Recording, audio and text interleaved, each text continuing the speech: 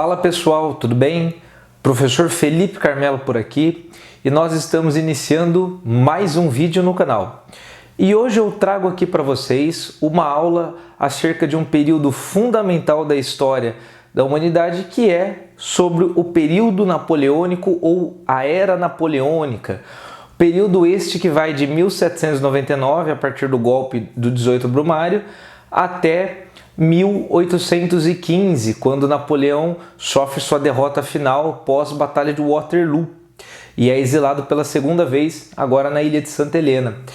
Então, este é um período extremamente importante, muito fundamental para o entendimento e a compreensão de muitos processos históricos, não apenas na Europa, mas processos históricos, inclusive aqui no nosso continente, na América. Afinal, querendo ou não, a independência da América Espanhola e a independência da América Portuguesa acabaram tendo influência do período napoleônico. Afinal, foi com a invasão de Napoleão, do exército francês, a Península Ibérica, primeiro coroando seu irmão como rei da Espanha, e depois invadindo Portugal e fazendo com que a família real portuguesa se deslocasse para sua então colônia, o nosso querido Brasil. Tudo isso acabou influenciando o processo independentista na América como um todo. Então, é importante falar que o período napoleônico é um período complexo. E o meu objetivo aqui nesse vídeo é trabalhar de maneira resumida e os principais pontos desse período que vai de 1799 a 1815. Então nesse vídeo eu não vou falar sobre a vida pessoal do Napoleão, não vou entrar tanto em detalhes em relação às batalhas, às guerras napoleônicas. Isso será tema de outro vídeo. Vou fazer outro vídeo depois falando do Napoleão, da sua trajetória, uma espécie de biografia, e também um falando sobre as guerras napoleônicas, as táticas de batalha e tudo mais. Então peço para que você que está assistindo a esse vídeo deixe um like aqui, que me ajuda bastante. Espero que goste do vídeo, compartilhe com os amigos se achar pertinente, e se não tiver inscrito no canal, se inscreva por favor. E vamos lá. Bom, gente, então, primeiro de tudo, que vocês precisam entender é que Napoleão Bonaparte, ele vai chegar ao poder na França através de um golpe de Estado, o chamado 18 Brumário. Na verdade, foi mais um golpe militar mesmo do que um golpe parlamentar. Na verdade, o que vocês precisam entender nesse momento é que ali no final da Revolução, quando a França ela começa a sofrer novamente ataques de países como Inglaterra, Áustria, entre outros, quando é formada a segunda coligação contra a França, de países que estavam combatendo a França revolucionária, porque não queriam que a revolução continuasse se espalhando, a situação da França era caótica. Napoleão Bonaparte já tinha feito toda a sua fama ao longo da Revolução, teve uma carreira meteórica ao longo da Revolução Francesa, se tornando general, e acabou ficando muito famoso, especialmente pelas campanhas na Itália e no Egito. E nesse contexto em que a França estava em gravíssima crise econômica, o diretório que governava a França, que governou a França de 1795 a 1799, não tinha popularidade, o diretório era acusado de corrupção, era acusado de negligente, era acusado de não governar de fato, havia perdido o controle e a legitimidade perante a população francesa, e para piorar, em 1799, como eu estava dizendo para vocês, uma nova coligação, a segunda coligação foi formada e a França entra em guerra novamente, começa a ser atacada por potências externas.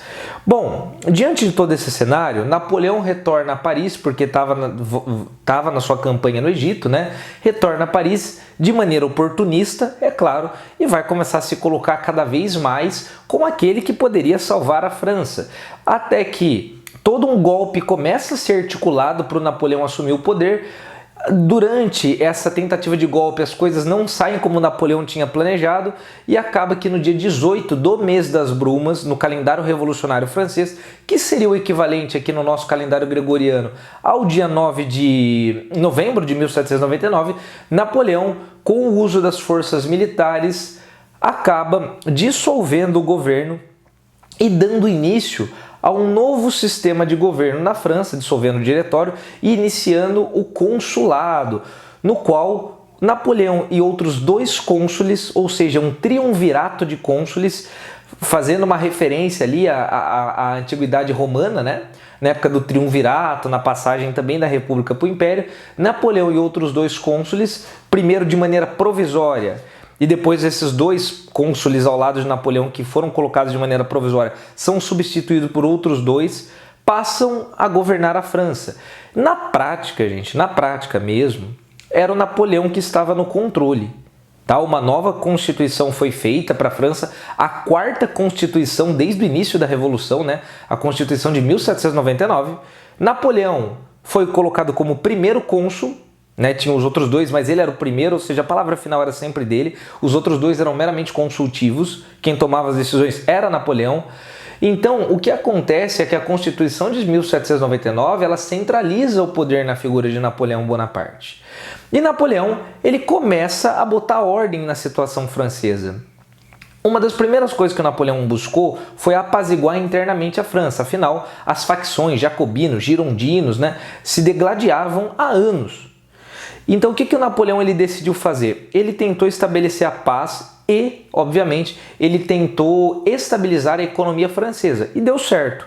Em 1800, Napoleão cria o Banco da França e passa a emitir o franco como moeda nacional. O objetivo do Banco da França, basicamente, eram 2, né? Era estabilizar a economia através da moeda, estabilizar a inflação que era altíssima na França, a partir da emissão de papel moeda e o controle e tudo mais. E o outro fator era desenvolver a economia francesa através de empréstimos a juros baixos para a burguesia que precisava retomar os seus negócios. Então ele cria o Banco da França, cria o franco e também começa a estabelecer uma paz interna. Como? Ele faz um acordo com a Igreja Católica, por exemplo. Afinal, sabemos que muitos membros da Igreja... A Igreja teve, na verdade, uma relação muito conflituosa com os revolucionários ao longo da Revolução Francesa. Muitos padres foram mortos ao longo da Revolução, igrejas foram fechadas, especialmente no período do terror jacobino, que houve uma tentativa de descristianização da França. Então o Napoleão, entendendo o papel que a religião desempenhava na sociedade francesa, como os franceses tinham um histórico muito grande, desde Carlos Magno no passado, né, de ligação forte com a Igreja Católica, ele estabelece um acordo, a chamada concordata com a Igreja, com o Papa, né, em 1801. Então Napoleão ele permite o retorno das missas, o retorno das igrejas na França, porém, a partir daquele contexto, a igreja se tornava submissa ao Estado, inclusive com Napoleão podendo demitir membros da Igreja Católica. O clero se tornou funcionário público, ou seja, quem pagava o salário do clero católico francês a partir daquele momento era o Estado francês, que era guiado por Napoleão naquele contexto. Então, Napoleão ele vai tentando estabelecer, ele faz acordo com a nobreza, né? Muitos nobres que haviam fugido, ele permite o retorno à França, porém, esses nobres agora tinham que entender uma coisa, eles pagariam impostos também. Eles poderiam até manter o título de nobreza, porém os privilégios que a nobreza tinha no antigo regime não terão mais. Então isso é importante destacar. Bom, com o passar do tempo, Napoleão aumenta ainda mais sua popularidade, por ter conseguido estabelecer uma paz interna e num certo momento até externa contra os países inimigos. Ele faz um plebiscito, tá certo que esse plebiscito vai ser fraudulento, mas nesse plebiscito, ele faz um plebiscito, ele vai à consulta popular justamente para ver se a população francesa apoiava ele, Napoleão, se tornar cônsul único e vitalício ali na França, ou seja, ele ficaria como cargo de cônsul até a sua morte e não dividiria o poder, já não estava dividido, né? Mas oficialmente não dividiria o poder com outros 2 cônsules, seria apenas ele. E através de fraudes, esse plebiscito é aprovado, né? Ou seja, Napoleão ele vai se tornar cônsul único e vitalício e uma nova Constituição é feita para a França, né? Então a 5ª Constituição desde o início da Revolução Francesa. Bom, Napoleão ele vai tendo toda essa popularidade, mas obviamente que havia grande parte da população francesa que ainda era monarquista. E Napoleão ele começa a sofrer uma série de atentados, né? Tentam matar a vida de Napoleão, tramam.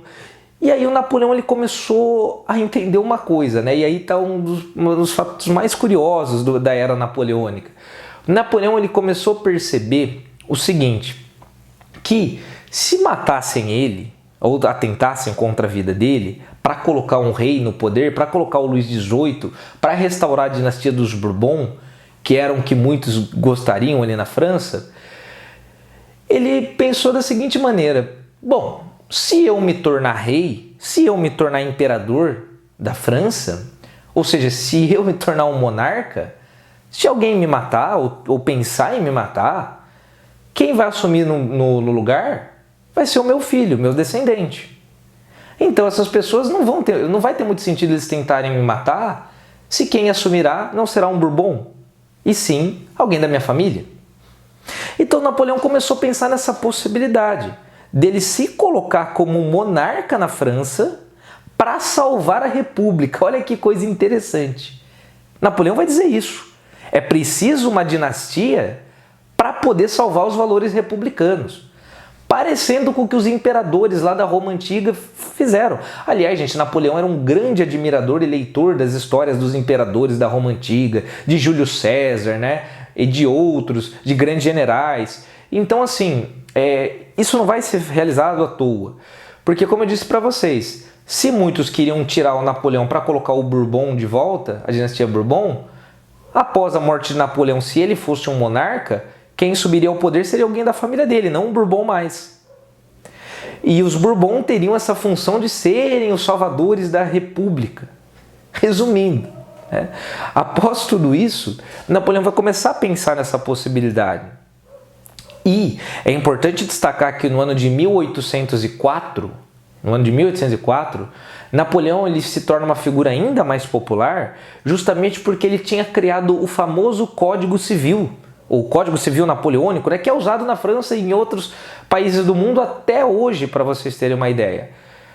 Costumamos dizer que o Código Civil de 1804 ele consolidou os valores da Revolução Francesa. Ele consolidou os valores liberais burgueses discutidos e defendidos ao longo da Revolução. Então, só para vocês terem ideia, o Código Civil Napoleônico oficializou a separação do Estado e a Igreja, o que hoje nós chamaríamos de Estado laico, lá na França.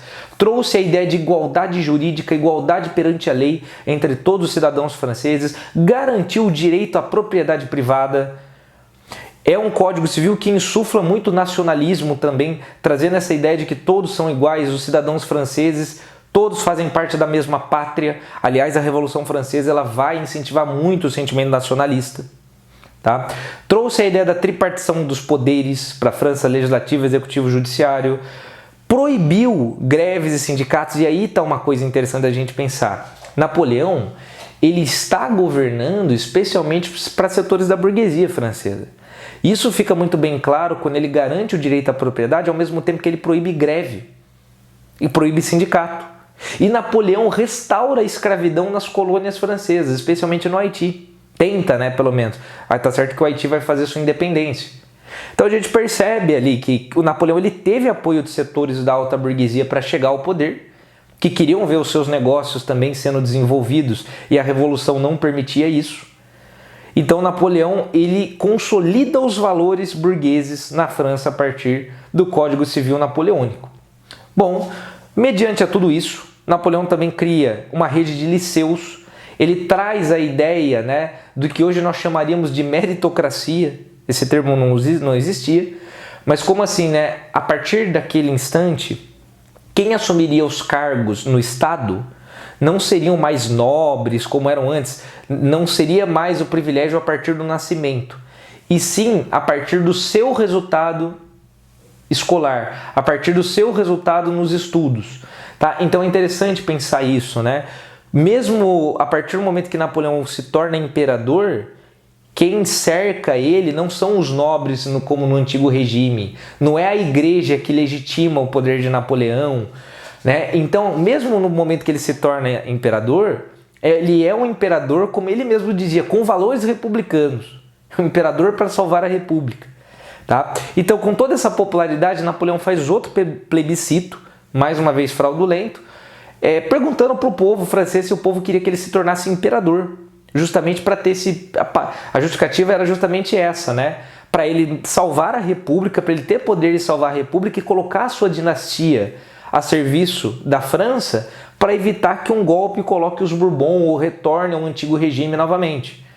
Então, em dezembro de 1804, Napoleão, após esse plebiscito, ele se autoproclama imperador da França, né? E tem todo aquele episódio que a sua coroação aconteceu na Catedral de Notre-Dame e o Papa Pio VII até esteve presente na coroação, mas Napoleão colocou a coroa em sua própria cabeça, coroou sua esposa Josefina e se coroou, né? Rompendo também com uma tradição que vinha desde Carlos Magno, né? Dos imperadores franceses e reis serem coroados pelo Papa e tudo mais. Então, isso mostra muito daquilo que eu estava comentando com vocês. Mesmo Napoleão se tornando imperador a partir do final de 1804, os valores desse império são diferentes dos valores do chamado Antigo Regime, que eram os valores absolutistas, tá? Bom, e aí a partir do momento que Napoleão se torna imperador, agora com um poder ainda mais centralizado em suas mãos, Napoleão continua fazendo uma série de reformas na França, né? Então ele conseguiu recuperar e desenvolver a economia francesa, só que as nações continuam formando, as outras nações europeias continuam formando as coligações e atacando a França. Por exemplo, em 1805 é formada a terceira coligação, com Inglaterra, Rússia, Áustria e Suécia. E a terceira coligação começa a atacar a França e volta Napoleão para a guerra, né? Napoleão ele praticamente passou a vida toda ali desde a sua juventude, quando começa a Revolução Francesa, guerreando, com poucas interrupções no caminho. E o ano de 1805 foi um ano importante para o Napoleão, que ele consegue vitórias importantíssimas, né, como imperador da França. Ele consegue vitórias importantes, por exemplo, na Batalha de Austerlitz, muito conhecida a Batalha de Austerlitz, na qual Napoleão, mesmo em menor número, usando das suas estratégias militares, ele consegue derrotar os exércitos da Áustria e da Rússia. Só que em 1805 também, Napoleão sofreu uma grande derrota na Batalha de Trafalgar. A marinha, né, britânica, muito superior a qualquer outra marinha da época, acabou com os navios franceses e espanhóis que tentaram atacar a Inglaterra. E aí isso começa a se tornar uma pedra no sapato para o Napoleão, né? Por quê? Ele não consegue invadir a Inglaterra, porque a marinha inglesa era muito superior. E só tinha como invadir a Inglaterra pelos mares, afinal não existiam aviões ainda naquela época. Então isso começa a se tornar uma pedra no sapato. A Inglaterra vai ser a maior pedra no sapato para o Napoleão nesse contexto, tá? Em 1806, Napoleão continua com suas guerras e derrota o Sacro Império Romano Germânico, colocando fim no Sacro Império Romano Germânico, que vai acabar se transformando na Confederação do Reno, né? Vários estados germânicos ali divididos. E nós temos aí a formação depois da quarta coligação, formada por Inglaterra, Rússia e Prússia. Então, gente, Napoleão ele continua, né, lutando, ele vence a maior parte dessas batalhas, usando sempre muita estratégia. O exército napoleônico era um exército realmente muito bem treinado, o maior exército ali da Europa e mais bem treinado, o exército por terra. Napoleão também usava muito da sua estratégia. O exército dele era conhecido por ser um exército que marchava muito rápido e surpreendia os adversários muitas vezes. Tá? Então, o Napoleão, o que ele começa a fazer? Ele começa a tornar a França a grande potência da Europa nesse período. Como? Ele vai colocando familiares seus para governar determinadas regiões. Então, por exemplo, ele pega o seu irmão José Bonaparte, coroa o José Bonaparte como rei de Nápoles. E também que vai se tornar o rei da Espanha depois, né? Ele pega outro irmão dele, o Luís, e coroa ali rei da Holanda. Pega outro irmão, o Jerônimo, coroa rei de Westfália. E por aí vai.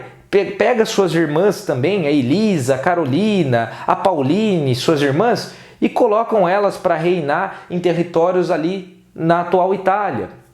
Então, o Napoleão ele vai criando o que vai ficar conhecido como Império Francês nesse período. Não quer dizer que o Império Francês todo o território tinha sido dominado diretamente pelo Napoleão, mas ele vai arranjando casamentos para as pessoas aliadas a ele, ele vai destronando reis de casas até então que estavam há séculos no poder, vai colocando seus irmãos no poder. Então ele vai criando esse império, ele vai se tornando ali temido por toda a Europa. O exército dele vai ser chamado de Invencível Armada, Exército Invencível, né? E com isso tudo, ele vai aterrorizando grande parte dos europeus. Mas a pedra no sapato dele ainda era a Inglaterra, e o que ele fez? Com toda a influência que ele tinha, em 1806 ele decretou o chamado bloqueio continental, no qual ele proibiu todas as nações da Europa de comercializarem com a Inglaterra. E quem continuasse comercializando com a Inglaterra, o exército francês invadiria.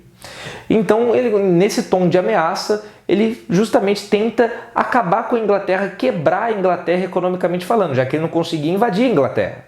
Então, quando ele invade a Península Ibérica, onde hoje fica Portugal e Espanha, isso, como eu comentei com vocês no início do vídeo, ele coloca o irmão dele, José Bonaparte, como rei da Espanha e tudo mais. Isso faz com que depois a família real portuguesa, né, o futuro Dom João VI com a sua mãe, Dona Maria I, que era rainha na verdade, acabam se deslocando para o Brasil. No final de 1807, quando as tropas francesas invadem Portugal, por quê? Porque Portugal acabou não aderindo ao bloqueio continental, uma vez que dependia da Inglaterra, tinha dívidas com a Inglaterra e não pôde simplesmente parar de comercializar. Foi ameaçado pela Inglaterra também, Portugal, né? Caso parasse de comercializar. Então, aí os ingleses jogaram essa ideia, o Dom João acabou enrolando, mas de última hora acabou se transferindo a corte para cá, o Brasil. E querendo ou não, quando José Bonaparte foi coroado rei da Espanha, isso enfraqueceu o domínio espanhol sobre suas colônias aqui na América, uma vez que os espanhóis não aceitaram José Bonaparte como seu rei e começaram a usar táticas de guerrilha para derrotar o José Bonaparte. Então a Espanha entrou numa espécie de guerra civil, não podendo se preocupar com suas colônias aqui na América, o que abriu espaço para essas colônias começarem a lutar pelas suas independências. Bom, em 1812, o Império Napoleônico estava no seu auge. A Europa inteira, de alguma maneira, estava dentro da zona de influência da França napoleônica. Porém, o bloqueio continental começou a deixar de ser seguido por alguns países, dentre eles a Rússia. Por quê, gente? Porque a Inglaterra era a maior potência industrial do mundo, disparada naquele contexto. Então, a partir do momento que a França proíbe os países de comercializar com a Inglaterra, a França teria que suprir a demanda pelas mercadorias que saíam da Inglaterra. Só que a França não tinha um parque industrial para isso. E aí muita gente começou a se revoltar, incluindo a Rússia. A Rússia comprava muito da Inglaterra. A Rússia tinha fortes ligações econômicas com a Inglaterra. Então o czar da Rússia, Alexandre I, tenta voltar de maneira escondida a comercializar com a Inglaterra. O Napoleão descobre e decide iniciar uma campanha contra a Rússia. Invade a Rússia em junho de 1812. E aí é uma catástrofe atrás da outra, tá, pessoal? Por quê? Primeiro que parte do exército napoleônico, lá na Península Ibérica, o que o Napoleão faz? Ele tira tropas de lá para levar para a Rússia. Então enfraquece o seu poder na Península Ibérica. Tá? E ele faz um grande deslocamento de tropas. Napoleão entrou com cerca de 700 mil soldados na campanha da Rússia. Um grande deslocamento. Só que ele não contava com as táticas que os russos usariam. Porque de fato, gente, bater de frente com o exército do Napoleão não era algo interessante. O exército napoleônico realmente era bom.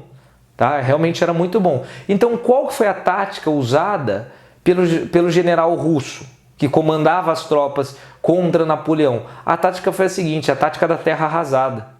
Então conforme o exército napoleônico era um exército que avançava muito rápido, que marchava muito rápido.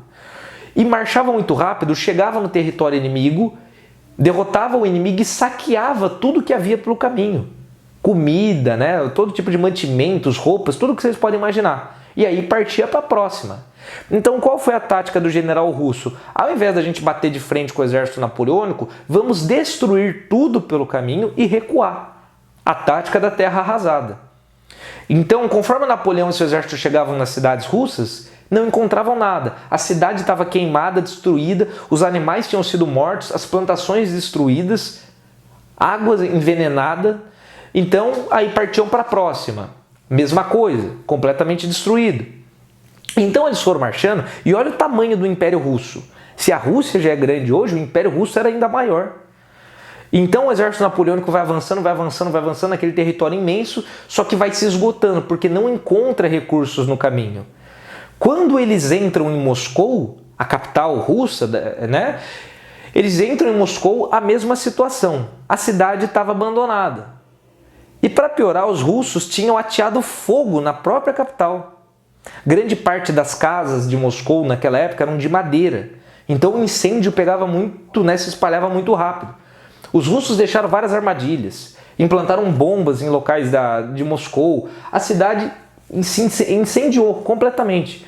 E aí o Napoleão e seu exército começam a fazer a marcha de volta. Eles percebem que ali na Rússia não daria nada. Só que é nessa volta que o exército napoleônico, já esfarrapado, faminto, aí os russos começam a atacar de pouquinho em pouquinho, usando muitas vezes táticas de guerrilha, saindo no meio da madrugada, atacando acampamento francês e tudo mais. Então isso vai dar muito certo. E conforme o exército napoleônico vai voltando, o inverno vai chegando, que vai agravando a situação que já era terrível. Soldados vão morrer congelados. Tá? Muitos já estavam morrendo doentes por falta de comida, por toda aquela situação. E aí o inverno vem e muitos começam a morrer congelados. Tá? Ou seja, é uma catástrofe. Napoleão retornou da Rússia com cerca de 70 mil soldados. Ele entrou com 700 mil. Olha a catástrofe. E aí é nesse contexto, justamente de Napoleão enfraquecido retornando, que é formada a sexta coligação. Rússia, Áustria, Prússia, Suécia e Inglaterra se unem e derrotam Napoleão na chamada Batalha das Nações em 1813. Tá? Nessa batalha Napoleão é derrotado, e aí seu exército praticamente já não tinha mais, depois da campanha russa. No ano seguinte, em 1814, Paris é tomada pela sexta coligação, a França é invadida, Napoleão é obrigado a assinar o Tratado de Fontainebleau, no qual ele renuncia ao trono da França e é exilado na ilha de Elba, onde ele vai ficar ali até 1815. Só que passado um tempo, Napoleão, exilado na ilha de Elba, o que fazem na Europa nesse período? Colocam os Bourbon de volta no poder. Luís XVIII assume o trono francês. Aí Napoleão, sabendo que a situação na França não ia nada bem, novamente, que o Luís XVIII não estava nada popular, ele consegue convencer parte da comitiva que estava com ele na ilha de Elba a ajudar ele a fugir. Ele consegue retornar em 1815 para a França, entra em Paris. O Luís XVIII, quando fica sabendo, nem tenta resistir, foge da França. E aí Napoleão assume o trono novamente e ele vai governar por mais 100 dias, ali em 1815. É o famoso governo dos 100 dias. Quando essa notícia chega na Áustria, é formada a sétima coligação. E aí na sétima coligação ocorre a Batalha de Waterloo, ali no território da Bélgica, e Napoleão sofre sua derrota final. E após isso, ele acaba sendo exilado na ilha de Santa Helena, onde acabou morrendo em 1821. Nesse meio tempo, enquanto Napoleão era derrotado, acontece o Congresso de Viena, um congresso de caráter reacionário que tenta resgatar todo o antigo regime ali da Europa. Tudo que a Revolução Francesa havia mudado e a Era Napoleônica também havia mudado, deveria retornar. Ou seja, todas as dinastias que governavam antes da Revolução Francesa deveriam retornar a governar. Esse foi o objetivo do Congresso de Viena, mas isso não vai durar por muito tempo, Vai ser uma tentativa de restauração do absolutismo, mas os valores que circulavam na Europa já eram outros. Então o Congresso de Viena ele se pauta em dois princípios, o da legitimidade e do equilíbrio. O da legitimidade é justamente isso. As casas que governavam anteriormente à Revolução Francesa eram legítimas e deveriam voltar a governar. E o equilíbrio seria o seguinte, que nenhuma nação europeia poderia ter um exército tão acima dos demais, tão forte quanto os demais, igual tinha acontecido com o exército francês, para que ninguém ameaçasse outros. Tá? Então acontece o Congresso de Viena e Napoleão estava exilado na ilha de Santa Helena, colocando fim assim na chamada Era Napoleônica. Gente, eu espero que vocês tenham gostado desse vídeo. Se gostaram, deixa o like aqui embaixo que me ajuda bastante. Um forte abraço e até a próxima!